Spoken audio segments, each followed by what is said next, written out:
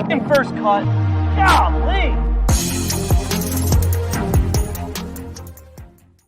Welcome to the First Cut Podcast. I'm Rick Gehman, and this is your DFS preview for this week's Olympic Games. That's right.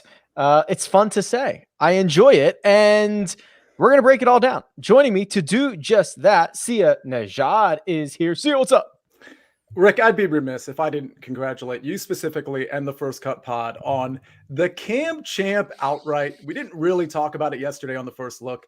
Congratulations to the entire First Cut Pod team and Rick Gehman. I know you had it going so many different ways, so I just had to get that out there before we get into this one. Hey, I completely understand, and thank you. Greg DuCharme is here, and Greg, you and I spent much of Sunday night trying to describe to Mark how we got onto Cam Champ. Yes, on Monday, and hey, sometimes things work out. Look, it was worth a shot. I mean, in hindsight, it wasn't like, okay, Cam Champ's going to win this week. It was like, hey, this is worth the chance. Right. But Sia, since we're, giving everybody congratulations, nice shirt, by the way. But you. Also, great color choice. It looks great on you. But the other thing is that I wanted to mention, Louis Oosthuizen.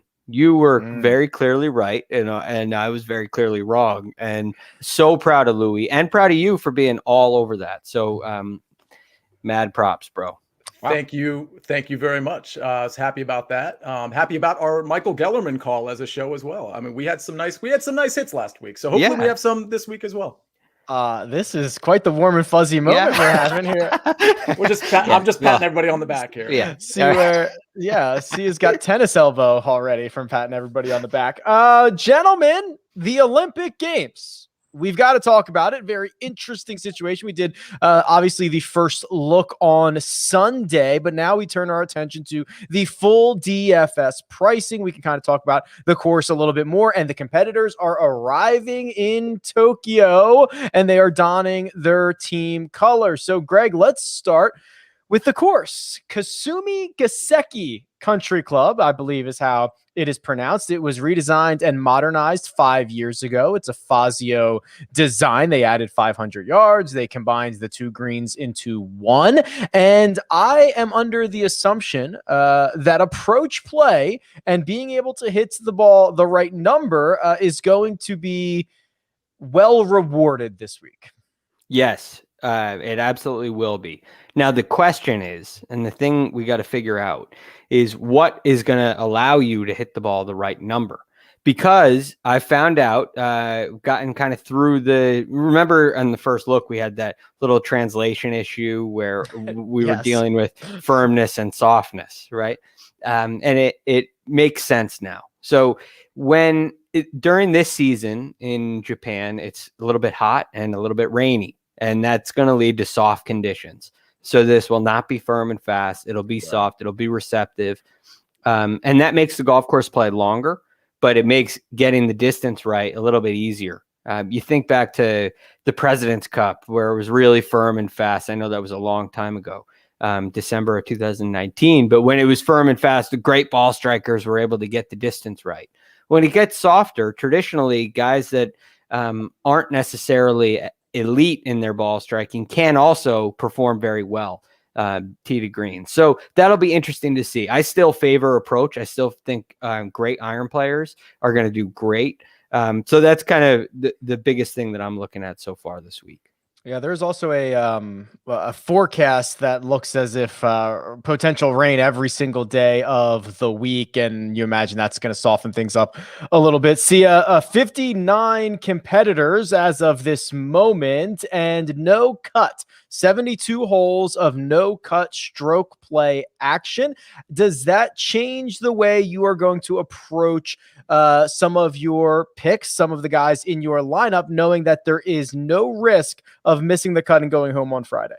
Absolutely. I mean, it really lends itself to a stars and scrubs approach because you know that if you're, let's say, 6K guys, and I make that plural for a reason, if they have a bad Thursday or Friday, it's not that it doesn't matter. You want them to be good, but they're going to be playing the next 2 days regardless, unless, of course, there's a withdrawal, which obviously can happen in this day and age. But with that said, I really think if you can look for guys in, let's say, the 6K or low 7K range that you wouldn't ordinarily play because the miscut equity is just too high, but guys that can maybe really go low. I've looked at some guys, and we'll talk about them later in the show, that have been missing cuts here and there and making cuts, but the miscuts, you might see like a 64 and like a 75. So the ability to go low, okay, a bad day is fine if you can really be a scorer the next day. So I'm definitely looking for a stars and scrubs approach. I don't think a balanced lineup is necessarily a bad idea if you really like the guys. Like, there's plenty of guys in the 7 and 8K range that might really do well here, but you absolutely can go stars and scrubs. So I'll be doing that a little bit more than I would normally on a standard cut event. All right, well, let's just jump right into the stars. I'll pull up the cheat sheet here. This is my website. It's RickRunGood.com. I love it. I think you will too. And there are 6 golfers over $10,000 here, Greg. And luckily, the news of the Jon Rahm and Bryson DeChambeau WD took place before the pricing came out. So we don't have a pricing void or kind of like it would have created these natural gaps, and ownership would have been all wacky, and it would have caused this whole big thing, but we don't have that, which is good. And it's Colin Morikawa, who is the most expensive golfer. He's $11,200. Justin Thomas at $10,900. Xander at $10,700. Then the bottom of the $10,000 range is Hideki Matsuyama in his home country, Rory McIlroy, and then Bryson DeChambeau's replacement, Patrick Reed, is $10,100. What do you see when you look at the top 6 golfers on the board? A lot of guys I want in my lineup. That's what I see. I mean, this is why Sia's stars and scrubs approach works so well, because Colin Morikawa, I mean, think about the things we've discussed. Great iron play, guys that are going to make a lot of birdies, I think are going to do well. So you look at a Colin Morikawa, a Justin Thomas, a Xander Schauffele, even. Those guys are great iron players. Those are the guys you want on your team. And you look at Rory McIlroy. He hits the ball so high. Most of his victories come on really soft. They come in soft conditions. And his apex is going to go a long way. So I expect Rory to have a distance advantage because he carries it so far. You're not going to get a lot of roll in the fairways. So carry distance will be really important. And he stands out in that group. So I see basically, and then Hideki Matsuyama, just to briefly talk about him. Think about the Masters that he won, what he did on that Saturday afternoon after a rain delay. When the golf course softened up a little bit, he just went attacking hole locations. He went attacking flags. So he's very good in that mindset. So I look at, I'm not huge on Patrick Reed this week, but when I look at everybody up until Reed, I don't think you can go wrong. You could convince me on any. My personal favorite is Justin Thomas, and the one thing on Hideki is, what's the pressure going to do? Is it going to, and as to go with Paul Azinger, right? Is it going to build a diamond? Is it going to build a diamond or burst a pipe? You've heard that line doesn't come from me, but what's going to happen with Hideki on that front? So I think Thomas is my favorite player in this range. Rory has my interest as well. It's funny you mentioned Justin Thomas, and there are actually other guys in this field who we'll talk about the pressure implications that the 2 South Korean players, Hideki Matsuyama, certainly playing kind of different games this week. But I think it's interesting you got to Justin Thomas here, and I think I kind of did too, Sia. So it is very early. We don't know how this ownership is going to play itself out. I love Colin Morikawa at the top. I assume everybody does. I assume everybody loves Xander Schauffele, 10,700, and it leaves Justin Thomas in this really kind of sandwich pricing. And if you talk about a golf course that should reward approach players, a small field, no cut event in which 9 of 14 Justin Thomas's 14 PGA Tour victories are small field, no cut events. Is he your leverage play in the $10,000? He's certainly a leverage play, and he would be the leverage play in the $10,000, this elite range. But I still kind of don't love it. And the only reason is, and I understand where you're going with Justin Thomas, but the game really hasn't all been there. And I know it's one of those things where, well, Justin Thomas can find his game at any moment, but the putting hasn't been very good. The approach play has been okay. He's not finding a ton of fairways. So when I look at him versus, and I get it, he's contrarian versus probably like a Colin or a Xander. So I understand why you'd want to play him. But I love Collins so much in this tournament. So it's really hard. And I like Xander a lot too, for so many different reasons. But I mean, no matter how you look at Colin Morikawa, whatever angle, whatever narrative you want to play, narrative gained Olympics. I've built that model out. We'll talk about it on the show. But the point is Colin ranks out like number one everywhere. I mean, whether you're looking at, strokes gained approach, again, let's say last 24 rounds, 1, ball striking, 1. Maybe you want to go to birdie or better gained, number 1. Strokes gained par 4. Guess what? It's number 1. So granted, I'm cherry picking some stats here, but they're all like the really important stats, right? So I don't know how you kind of get away from Colin. And obviously, it's his first Olympics, but that's not going to be a problem, Colin Morikawa. So I can't really get away from Colin, which is why I don't think I can get to JT, because I would have him third in line behind Colin and Xander. He by the way, I see it's pretty much everybody's first Olympics. And one other thing real quick. Yeah, Greg, good point. Right. Real quick on Morikawa as well. What we mentioned, the soft conditions, a lot of reports I've heard have said the greens will be a little bit on the slow side, and slow greens will benefit. I think they benefit guys that aren't necessarily the greatest putters, and Colin Morikawa fits that mold. Justin Thomas does too. So I really like that. But Xander, I don't like the greens for Xander because of, even though he's just so steady, again, like I said, you can't go wrong with him. But the arm lock, the regular putting, where is he going to be with the putting? That's the one question I have for Xander speed wise. Yeah, I am. Morikawa, if you like the approach metric, he laps the field. He just laps it. I mean, the gap between him and the next closest guy is insane.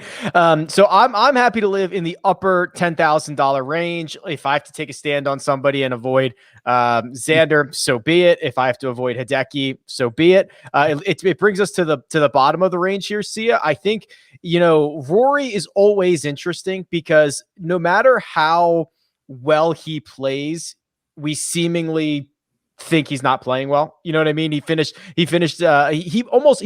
in contention at Torrey Pines late on Sunday, and we're like, he hasn't played well in a while. Like, no, that's not true. And then Patrick Reed, the thing with Reed, he gets to don the stars and stripes, Sia, but he is going to show up in Tokyo like Wednesday afternoon, and he's basically going to go blind into this golf course on Thursday morning. Yeah, it's a lot of travel. It's just a lot that's going to be on Patrick Reed. And given that his game isn't super pristine compared to the guys around him, I like him strictly as a contrarian play, but I really truly don't expect him to do nearly as well as the other guys we mentioned in this range. Okay, let's hop on down to the $9,000 range here. It's small. There's only 58 or 9 golfers in this field. Victor Hovland, Shane Lowry, Paul Casey, Abraham Answer, Joaquin Niemann, and Sung Jae Im. So, Greg, this is our first opportunity to see a South Korean. We talked about it on the first look. We've talked about it a couple of weeks ago. The way to get out of mandatory military service in South Korea, which is 2 years long, one of the ways is to win a medal. Doesn't matter what color, win a medal. And based on the actions of Sung Jae Im and Siwoo Kim to forego the Open Championship and play this event, this is their biggest event. This is their major of all majors. This is their opportunity. You talked about pressure with Hideki Matsuyama. Here we have it again with Sung Jae Im. Yeah, you look at a career like of Sang Moon Bae, and he had won twice on the PGA Tour and was developing. In 2015 he had qualified for he qualified for the Tour Championship for the first time, and he was really trending upwards. And then he had to go and serve his military deal, and he hasn't really been the same since. And just you just hope they can come back from a golf. I mean, remember it's military service. It's not like you're just not playing golf for a year and a half, 2 years, whatever. I think it's 18 months.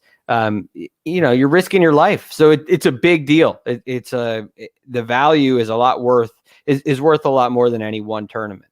the value of this Olympics now, because it gives you a great opportunity. So Sung Jae Im, well, what do we think of his chances? It's a lot of pressure, although Sung Jae does have another chance, assuming all goes as planned for the Olympics. Right. So this is not his last chance like it is for Siwoo Kim. Now, the one thing that really sticks out in my mind about Sung Jae Im is, one, he's been a great ball striker before. He's putting pretty well this year. But you think about the Masters in November, and that was again a soft Masters, and he played great. So I have a really strong feeling that you're going to see a great tournament from Sung Jae Im. I think he's going to step up. I think he's got all of his eggs in this basket, and I think he's going to I think he's going to perform. I almost like that he had a little bit extra time off instead of playing every single week the way that he normally does. I like that. I think it's a good thing. You can really get focused and really get to know the golf course and really get prepared. And I think that's what you're going to see out of Sung Jae Im. I led you to the Sung Jae Im question here, Greg. So without leading you anywhere, is there anyone else in the $9,000 range that moves the needle for you? Back to the top of it. So Sung Jae's at the bottom, who I love. Back to the top, I also love Viktor Hovland. Yeah. For many reasons. One, I still think Viktor Hovland is maybe the best ball striker in the field. That's probably a little extreme, but he's definitely right there in the mix, right? You combine his off the tee game and his iron play game, and it's great. And he's been overshadowed a little bit and rightly so, by Colin Morikawa and all the success he's had. But for many of the same reasons, he's going to have the benefit of the slower greens as well. He's going to have that going for him. He's 19th for the year, strokes gain approach. He's 6th off the tee. But the other thing is his form is been pretty good. I mean, he had the forced withdrawal from the US Open because of the sand in the eye. The PGA was not great in the middle rounds, but you go back to May, I mean, he was on a real good streak. Back-to-back top threes at the Wells Fargo and the Valspar, and he just played a great Sunday round at the Open Championship, leading to a tied 12th finish. So I think Viktor Hovland's going to come out raring and ready to go and give Colin a run for his money. Greg mentioned the ball striking metric. This is an unofficial stat that we've kind of taken two official stats and put them together. So if you take strokes gained off the tee, you add it with strokes gained approach, you get strokes gained ball striking. And since the start of 2021, only 2 golfers in this field have been better than Viktor Hovland when they have as many rounds as he does. That's Colin Morikawa and it's Corey Connor. So you are absolutely right, Greg. He is top tier in the ball striking category. So see, I'll throw this over to you. We've hit the top of the 9K range. We've hit the bottom of the 9K range. Is there anybody I could sell you in the middle of the 9K range? I mean, give me Paul Casey. Speaking of, yeah, there you go. There we Good go. Sorry, I interrupted the lead there. Paul, no, I do like Paul Casey a lot, and he's been okay lately, but he is a good ball striker, and that's kind of what I'm leading on here. And to what Greg was talking about the putter, I mean, I also think these slower greens might help a Paul Casey as well, because his putting hasn't been very good lately. So I like Viktor Hovland as well. I like Sung Jae Im as well. I'm going to be playing some Sung Jae Im. And I know I mentioned Joaquin Niemann yesterday, but and I do kind of like him, but I think I like Hovland, Casey, and Sung Jae the most in this range. I'm pretty bullish on Niemann, maybe more from an outright perspective. I'm not sure. I mean, I think that he is better than people want to give him credit for, but this is a really stacked range and you're going to have to draw lines in some places. And I love Hovland. I'm even pretty interested in Abraham Answer, who outside of Torrey Pines in the Open Championship has been unbelievable. I wonder if he can, I worry about the wet conditions and how that might negatively impact him, but there's a lot going on here, Greg. I mean, this 9K range is stocked with anything that you could want. So it's kind of hard to start drawing some hard lines on these guys. The one thing about Niemann that I really like that's different than Hovland, he's a really good putter. He's having a great putting year. He's 23rd for the year in strokes gained putting, which again, I don't think it's the most important thing this week statistically that you're a great putter going in, that's going to mean you're going to have a great putting week. But it definitely is a plus in my book. And the other thing is he makes a lot of birdies. He's 18th in birdie average. So it's nothing that Paul Casey and Sung J M and you hear all the time, Sung J M leads the tour in total birdies, partly because of play, but he makes a lot of birdies every round as well. But I like Joaquin for those reasons. So I really, Sia, do you think he's going to be a lower owned in this range? Would he be kind of a contrarian play where you could get some value out of it? Because, I mean, he's right there with those guys, in my opinion. I wouldn't say he'd be lower owned. I think everybody in this range is going to be pretty high owned. I don't know. I wonder if people are going to come around to Shane Lowry. But outside of that, I think all of these guys are going to be similar, just, 3 to 4 percentage points apart. So they'll all be kind of owned, but not, I don't think any of them are going to be over owned. Okay. I think there's going to be a lot of Sung J love. I just think people said, we waited 5 years for this. I'm not going to miss out on the FOMO of like, what if this guy just goes out and wins the whole thing? Yeah. Like everybody loves a good narrative. Everybody loves Sung J, but it is going to be interesting, and we'll learn more as the week goes on. Okay. This is where we start to get into some really interesting situations. The field starts to fall off a cliff. I think the 8Ks are okay. 7s, we've got to talk about, and 6s, there's value that needs to be parsed through, and we'll get to that. But first, we're going to take a quick break and hear a word from our partners.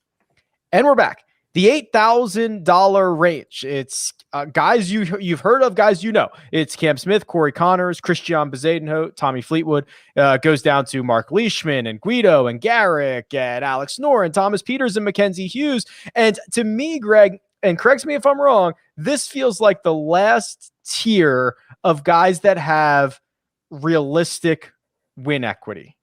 Would you agree with that sentiment? Yes. Well, I definitely don't think there's win equity below.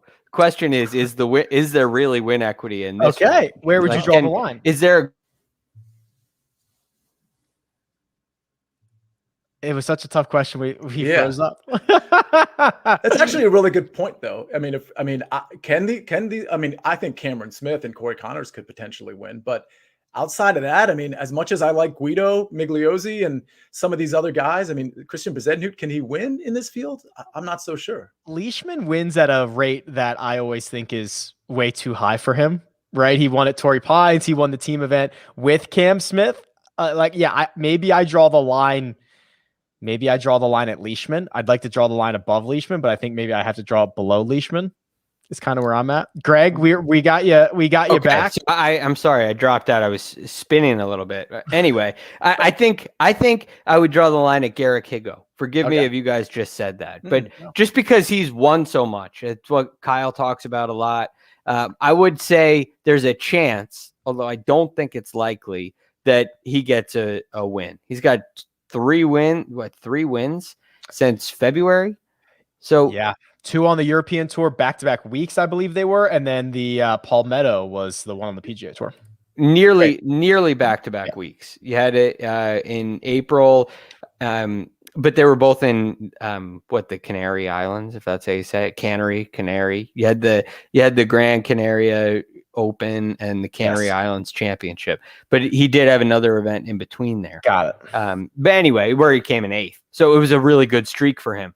So yeah, there's a chance that he could get it done. Although the play of late since winning on the PGA Tour hasn't really been great. His best finish is 41st at the Rocket Mortgage Classic. So I don't necessarily love that. Okay, so Sia, let's take a crack at this 8K range. I'm not nearly as excited about it as I was the 9s, and at least the 7s offer you a little bit more value. So for me, it's a little bit of a dead zone. Do you find something here? It's not as much of a dead zone as the 7K range, that's for sure. Cam Smith is one of those guys. I haven't really been playing him quite as much, but his finishes haven't been that great, but he's the type of guy that I think has actually some win equity. To answer that question, I think the win equity argument probably goes to Cam Smith. If I really wanted to stretch it, I'd go to Guido Migliozzi, and that's the other guy I really like in this 8K range. I would say I like Cam Smith, don't love him. I like Guido Migliozzi, and I like Mackenzie Hughes. And Migliozzi's just been, we talk about how Higo's been good. Well, Migliozzi's been really good too. Now, he missed the cut at the Open. Okay, no big deal. But really since May. He's been really good, whether it's on American soil or European soil or on the European tour. He's been really good. So I think that's a guy that actually has, there's very few guys that I think have value in this tournament. But in terms of, you look at the price and you're like, oh, that's actually pretty good. I think Guido Migliozzi actually presents some value. As far as Mackenzie Hughes, I just think he pops, and I think he's been playing really well lately. So I think there might be some value there. Obviously a great putter as well. Yeah, so a couple of good putters there for Sia. Cam Smith, 12th on tour in strokes gained putting. Bentgrass is one of his better surfaces. And then Hughes, I don't think you're going to get much pushback on Mackenzie Hughes from Greg or I. It is a situation where he can get absolutely scorching hot with the putter. He was one of the guys who slept on the 54-hole lead at Torrey Pines. That Sunday looked a lot worse than it really was, has bounced back. He's played well recently. It's a little bit dependent on the flat stick, but he can definitely move up a leaderboard in a hurry. Greg, when you look at this 8K range and you try to figure out who or if any of these guys are going to be making your lineups, who are you circling here? Corey Connors, first and foremost, more so than Cam Smith for me. Again, my lean this week is just going to ball striking. And you look at what Corey Connors does, it's hard to find a better guy, especially in this range. He's 9th in strokes gain off the tee for the year. He's 9th strokes gain approach the green. I knew he was going to have a good Open Championship, and I just I didn't pull the trigger. Sunday didn't go great, which kind of saved me a little bit. But 15, he came in 15th, and that was kind of a rebound from some average form. But again, we're going to a place with a little bit slower greens, a little bit easier on the greens for a guy like Corey Connors. I think it could really help him improve. And I also think this is the kind of place where he can hit a lot of greens. And his weakness, which is short game, I don't think is going to come into play quite as much. Perhaps you'll hit it in some bunkers when you miss greens, but they're big greens as it is, and they're soft greens. And I think a guy like Corey Connors, who's 11th on the year in greens regulation, is just going to have like 65 birdie putts across over the 4. I mean, I wouldn't be surprised if he hit 65 greens. That'd be, which is just I would be so surprised many. if he hit 65 greens. That's a lot. He's gonna hit a ton of greens. I'd be surprised if it was 65 out of 72. Yeah. But it is going to be quite a lot of them. And what I find actually really interesting with Corey Connors, and you can tell that Greg is laying this foundation of the type of player that he wants, right? He wants ball strikers, and if you're a bad putter, hey, maybe that gets a bit neutralized on these greens. You can see Greg laying the blueprint here. What I also think is very interesting about Corey Connors, Sia, is we went through like the spring of Corey Connors. He was the hottest thing in DFS. Everyone was betting him every single week. His ownership was pushing 25%. He did nothing wrong. But because he didn't cash a winning ticket or do whatever, his ownership is actually coming back down to earth. If you look at him, 2 starts ago, US Open, he was 9.5% owned. You look at his most recent start, the Open Championship, 4.2% owned. Have we just grown tired of using Corey Connors? It's a really good question. I think for the sake of the Olympics, I think the answer is going to be yes. I think the ownership's going to be down. And it's not because of any really good reason, other than the fact that I think at 8,800, he's in a really weird spot for people to want to take him, especially if they go the stars and scrubs approach. Like, I just don't, even if you're building a balanced lineup, and I've built a few, it's hard to get Corey Connors in your lineup as much as you might like him, which is why I've, of course, lean towards some of that bottom 8K range with Guido and Mackenzie Hughes. So I agree with the Corey Connors play. And I agree that that short game is going to be minimized, especially around the green, because these greens are massive and he's probably going to be hitting greens. It's just a matter of whether he's on the right part of the green for his putt. But yeah, I mean, he does seem like a smart play. I get it.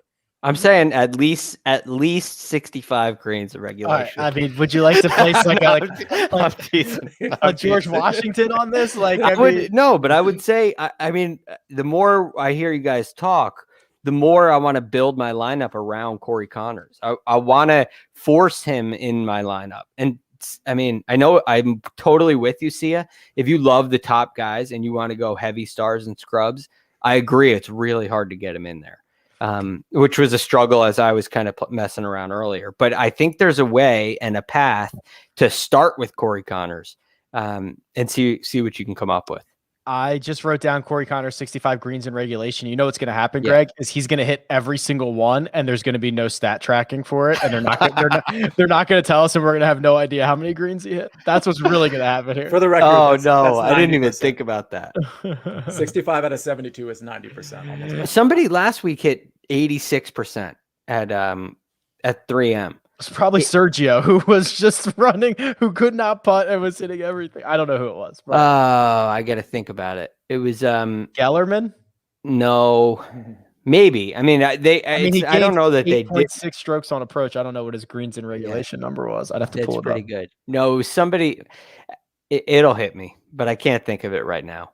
8.6 is about what Cam Champ gained putting, by the way, which is just bananas. Yeah, it was so good. It was so good. Well, now I'm here, so I'm just going to do the greens in regulation. Okay, just take a look. I got you over there. Let me see. Oh, I got the wrong leaderboard. I need performance. Okay, I'm coming. Here we go. This is great television. Greens in regulation. Yep. Louis Oosthuizen hit That's who it was. 62 of them.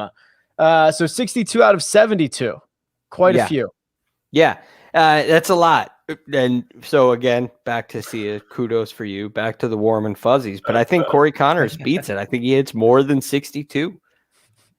No way. But I like it, but no way. It's aggressive. It's really aggressive. The $7,000 range, Sia. This is a mixed bag. These are guys that we see and we like to bet on routinely on the PGA Tour. Enter Siwoo Kim, Sebastian Munoz, Johnny Vegas has been popular. And then you start to get to some guys that we might not see as often. Antoine Rosner, Thomas Dietrich, Raikuya Hoshino, and Rasmus Højgaard. I mean, this is where we really start to blend your normal, regular PGA Tour players with guys that are 200, 300 ranked in the world.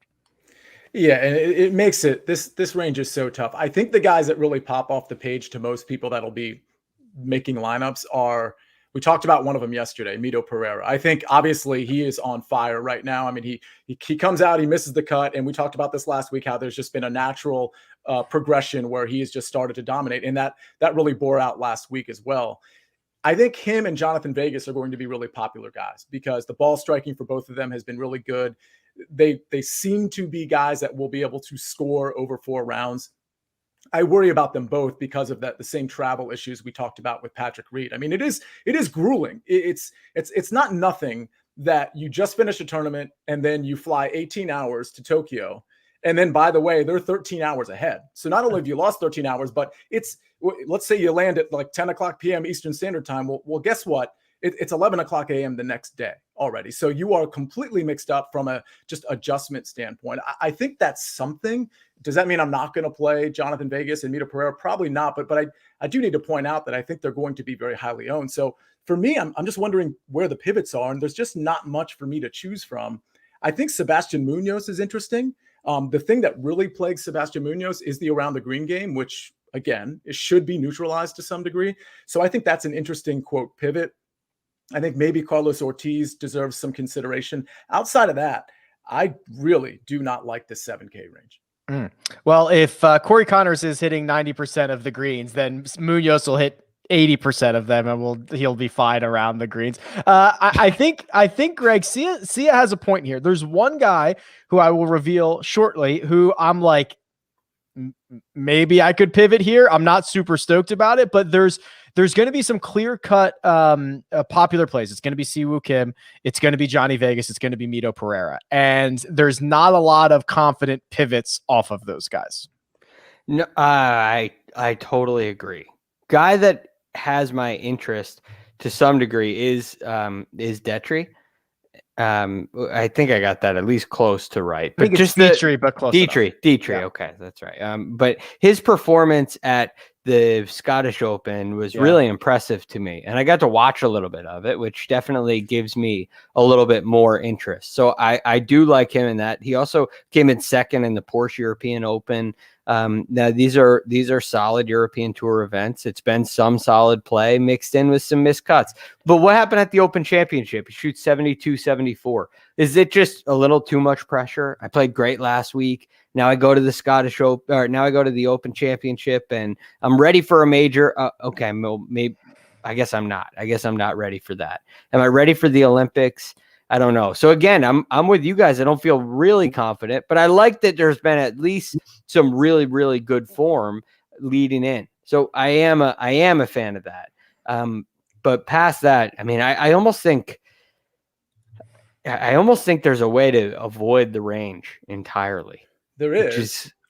But I think the bigger thing there, Greg, is can you play somebody there and just be different? You know what I mean? Because we do have a condensed field. We do have a couple guys that we're probably all going to be taking that are pretty chalky. So it's just one of those things. Like if you have the right pivot in the 7K range, you are really one-upping the field there, because not like the guys we discussed, nobody really likes them outside of Mito and Vegas. Yeah. What about Carlos Ortiz? What about Carlos Ortiz? Yeah, I like Ortiz. I mean, I know he's 79. He's at the very top of the board, but I mean, it may be unfair to say he can't win. He's won on the PGA Tour. He could win an event like this. I mean, I know it's full of heavy hitters on the top, but the Houston Open that he won, he beat Dustin Johnson. He was playing the best golf that we've ever, some of the best golf we've seen in the last 10 years. So I don't know. Maybe he's got a chance. The form hasn't been great coming in. So again, here's your guy. Here's your pivot. I don't love it, but I don't hate it. Antoine Rosner. So he has a very small sample size of strokes gain metrics. Of the sample size that he has, his last three gained 7.5 strokes on approach at the PGA Championship and missed the cut, which is actually hard to do. That was in 2 rounds. Gained 8.5 strokes on approach at the Memorial, finished 18th, made the cut at the Open Championship. We don't know how he did it there because the strokes gain metrics do not exist. Twice a winner on the European Tour in his last 16 starts. Played well at the match play, did not make it out of his pod. I don't think this stage is necessarily too big for the 89th ranked player in the world, someone who competes against these guys and in major championships and in WGCs, and when he's going well, strikes it well. I think he's the guy you get at low ownership if you want to take a crack at it. He gained how much in the PGA? 7.5 strokes in 2 rounds. He shot 79 in the first round. Yeah, he lost. He must have. He lost 4.6 around the green. He must have like chunked 2 or like left it. He must have made a big number somewhere, I think. Yeah, or hit it into a penalty area off the tee or something. That is hard to. It's hard to put that together in your mind, but it's surprising. Hey, I mean, I like it just as much as anybody else in this range, aside from Mito. Which I think Sia brings up a really good point about the travel. I think that's a really good point. Here's the Rosner. Okay, so he shot a 79 in round 1. On 13, he made a triple in which he chipped from one side of the green over the green into the water. And then it was bad after that. And then he made another triple. So he made 2 triples on his back 9, a triple on 13, a triple on 16, which was the par 5. First shot into the water, left, hit his third. He made a mess of it around the green too. So two big numbers, which honestly, I'd prefer that than 6 bogeys in a row. Absolutely. Yeah, because that's stuff that's easy to clean up, and this golf course may not present that.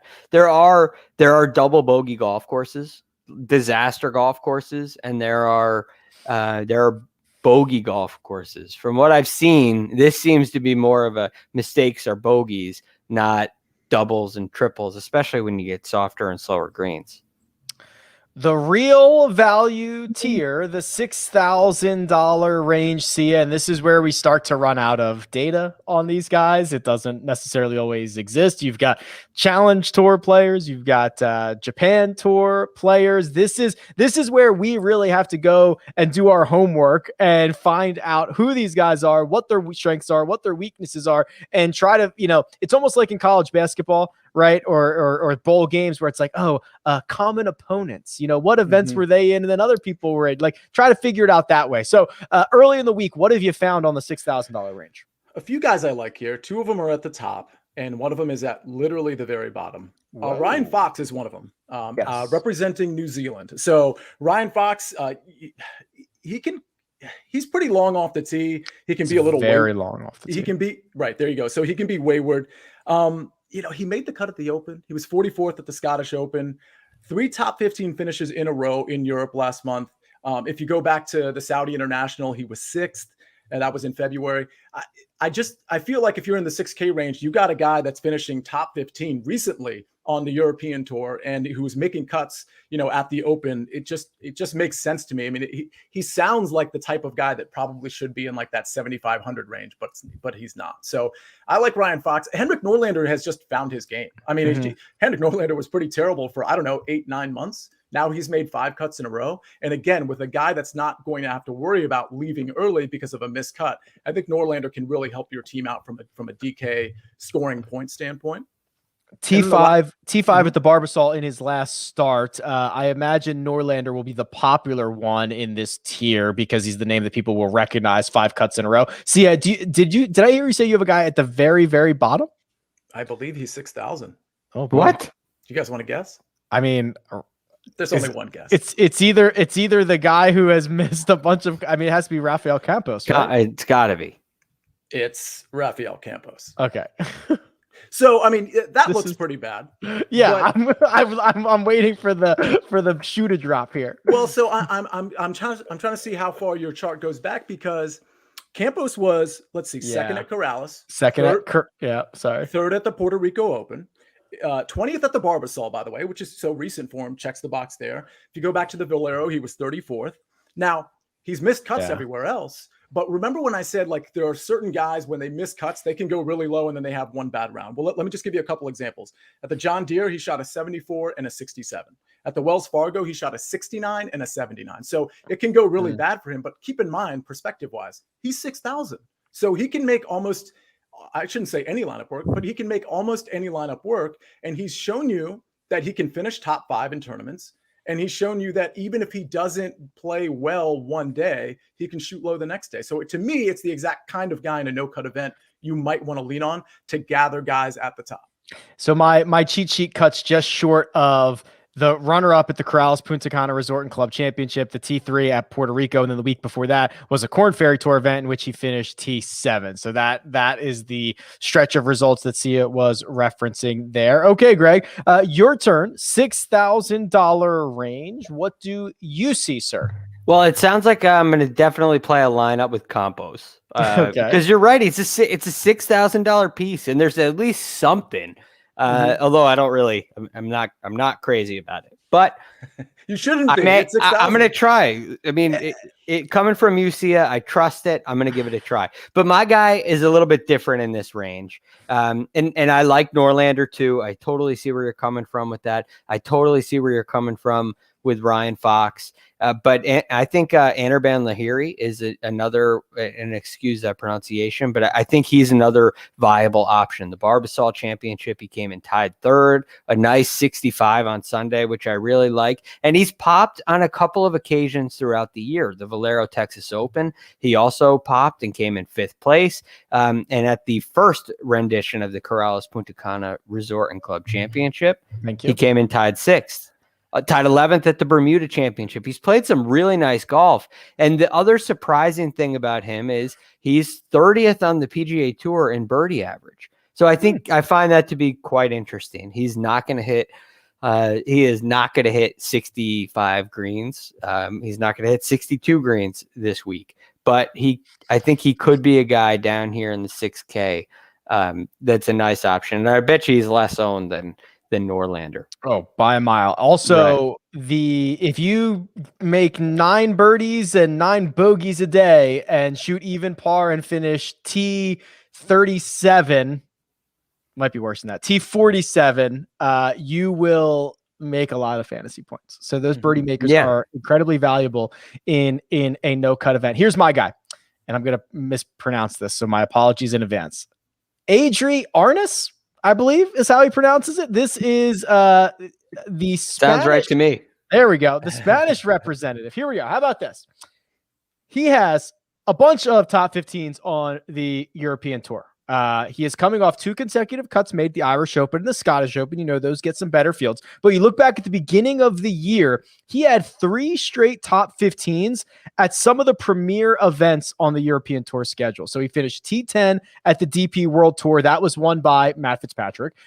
He finished T12 in Abu Dhabi, which that one was won by either Paul Casey or I think that one was Hatton. I think that was Terrell Hatton. And then he finished T9 at the Omega Dubai Desert Classic. That was the Paul Casey victory. So you're talking about a guy plays well, first page of the leaderboard in some of the deeper events on the European Tour. I'm grasping for straws at 6,600. I do not think this stage is too big for him. I'm going with Arnis in this range. Don't hate it. It sounds like I don't hate it. There's some options, right? There's some options in the 6K range. Maybe these are just good sales pitches, but Yeah. I mean, there is a little bit of, at first glance, if you're just scrolling, you're saying, "Whoa, this is ugly." But you look a little deeper, and I think opportunity may be knocking. Mm-hmm. This is going to be fun. I cannot wait for this. We're going to have someone don medals. Also, here's what they do. I don't think this is going to impact anybody in fantasy, but did you know, and I'm pretty sure about this, or at least they did this in 2016, no matter how many guys tie for a spot, as long as it's not first, there's no, actually, I don't even know if they do a playoff, but if like 5 guys tie for third, all 5 of them get medals. All 5 get medals. They don't break the tie anyway. Wow. There's no tiebreaker? Maybe for first. But there is, at least in 2016, there was no tiebreaker. So if there were 5, they got lucky that it was 3 guys stood alone, solo 1, solo 2, solo 3. But I'm almost positive they do not break silver and bronze ties. They may not. But I thought I read, and again, who knows? But I thought I read that they were, if there was a tie, they would go to a 3-hole playoff. Or a 3-hole aggregate, but that might just be for first. Yeah, I think it's just for gold. Yeah. So Sung Jae and Siwoo will be in like a 6-way tie for third. T3, baby. T3. Right. T3 would be like best result. Let's go. Just T3. Can you imagine if there was a playoff for third and Sung Jae and Siwoo were tied third? That would be like the most heartbreking. Lay down your club if you're going against that guy. I hate to be that guy. No, Jacob, come on. We're having fun. Tell us what the facts are. According to this Google search in 2016, there were, if there were a tie for third or second, they would have gone to a playoff. Well, that's why I am not in the IOC golf committee. Yeah. Well, you're spoiling the news. Really? I think I really think there is. I'm pretty sure I read that there's a 3-hole playoff to determine medals. Playoffs? Okay. How about this? Let's say someone's in solo third. Final group, solo third. 1 shot ahead of a pack of guys that include Siwoo and Sung Jae. And 1 shot clear. What if he intentionally misses a 2-foot putt to drop back into a tie for third for all of those guys? Would they like name like an award after it? Like be like the sportsmanship award of all time. That's the thing. Like if you have the accolades, or if you're like a Justin Thomas and you already know you're not getting the gold, like I understand it's all psychological, but like if I'm getting in the mind of Justin Thomas, I'm like, I don't know that this bronze is that big of a deal to me. I could be kind of a hero to some people if I just hit this putt wrong. And in at least my made up scenario, you would just drop to the tie for third and you'd still get your bronze. You would just bring everybody else in with you. Oh, fair enough. That'd be a really nice idea. But I don't think you're going to have 25 guys on the podium. I don't know. We but make up the rules all the time around here. Why not? if there is, I don't think anybody can do that. I think you have to protect the field. I mean, I get it. I totally get it. But you got to. All I'm saying is everybody's different. Like, I agree with you, Greg. Universally, I think most people would be like, yeah, well, let's see, exactly. Everybody's different. I think if you get in some of the minds of some of these guys who might not care as much as other guys because of all the accomplishments they already have, I could see somebody kind of pulling a fast one and just pretending they didn't pull a fast one in the first place, just because. Yeah, that's well, what. I definitely don't think anybody will admit it. Correct. I missed that on purpose. Oh, so, I just whiffed that one. My bad. All right, gentlemen. So here's what we've got this week. Tuesday mega preview pod. Then we are going. How about this for commitment to international golf? We are going Sunday recap when it ends, which is going to be about. I don't know if we're going live. I don't know why. I don't know. Well, I guess we'll find out. But we're going to record that like 3 a.m. Sunday morning Eastern time. Commitment to the game of golf. So that's what the content schedule. Do it live. Do it live. I'll do it live. I won't be there, so it's easy for me to say. So we are going to rock and roll that. So that's what the content looks like for the rest of the week. Producer Jacob does all the hard work behind the scenes. Thank you, Producer Jacob. That right there, that's Sia Nejad, who you can find on Twitter at Sia Nejad, and Greg DuCharme, who you can find at The Real GFD. You can find me at RickRunGood. This has been The First Cut, and we'll catch you next time.